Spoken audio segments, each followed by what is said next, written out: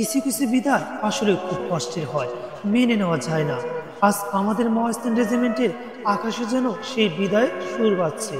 আমাদের সবার প্রিয়, আমাদের অভিভাবক major Abu Rifat Mohammad Motaleb sir PSC G plus আমাদের ছেড়ে চলে যাচ্ছেন। তিনি শুধু আমাদের ভারপ্রাপ্ত রেজিমেন্ট কমান্ডার ছিলেন না, ছিলেন একজন বটবৃক্ষ যার ছায়ায় আমরা প্রতিটি ক্যাডেট ছিলাম নিরাপদ। স্যারের বদলির খবরটা শোনার পর থেকে মনে হচ্ছে আমাদের মাথার উপর থেকে যেন ছায়াটা সরে যাচ্ছে।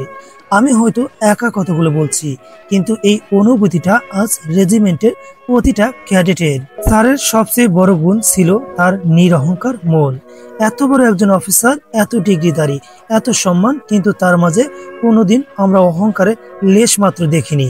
এই ছবিটা তোলার দিনে কথা আমার স্পষ্ট মনে আছে। কি অবলীলায় তিনি আমাদের সাথে মিশে গিয়েছিলেন, কথা বলেছিলেন যেন আমরা তার কতদিনের চেনা বন্ধু।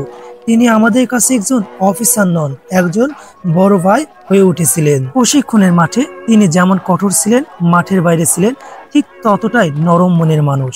ডিফেন্সের কঠিন বিষয়গুলোকেও তিনি এত সহজভাবে বোঝাতেন যে আমাদের বুঝতে কোনো অসুবিধাই হতো না। তিনি শুধু নিয়ম শেখাতেন না, শেখাতেন কিভাবে একজন ভালো মানুষ হিসেবে নিজেকে গড়া যায়। তার দেওয়া প্রতিটা দিক নির্দেশনা আমাদের ভবিষ্যতের পথ চলার পাথেই হয়ে থাকবে। স্যারের মনটা ছিল একদম সহজ সরল।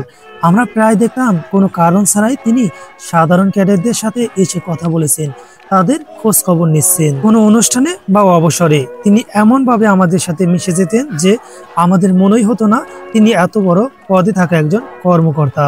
তার এই সরলতা আর ভালোবাসা দিয়েই তিনি আমাদের সবার মন জয় করে নিয়েছিলেন। তাই আজ তার বিদায়টা আমাদের কাছে একটা ট্র্যাজেডির মতোই লাগছে।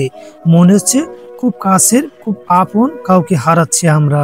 শুনলাম স্যার এখন বিএনসিসি সদর দপ্তরে উপপরিচালক সমন্বয় হিসাবে যোগদান করেছেন। এটা আমার জন্য গর্বের, আমাদের প্লাটুনের জন্য গর্বের, এবং কি আমি মনে করি এটা আমাদের পুরো মহাস্থান রেজিমেন্টের জন্য গর্বের। আমরা জানি তিনি সেখানেও তার যোগ্যতা আর সততা দিয়ে সবার মন জয় করে নেবেন। তার জন্য আমাদের সবার পক্ষ থেকে রইল অনেক অনেক দোয়া আর শুভকামনা। তারপরেও একটি কথা বলা বাহুল্য, মহাস্থান রেজিমেন্টের প্রতিটি কোণায়, প্রতিটা ক্যাডেটের হৃদয়ে আপনার স্মৃতি অমলিন হয়ে থাকবে স্যার। আমরা আপনাকে কখনো ভুলবো না, কারণ আপনি আমাদের হৃদয়ের কমান্ডার ছিলেন, আছেন, থাকবেন।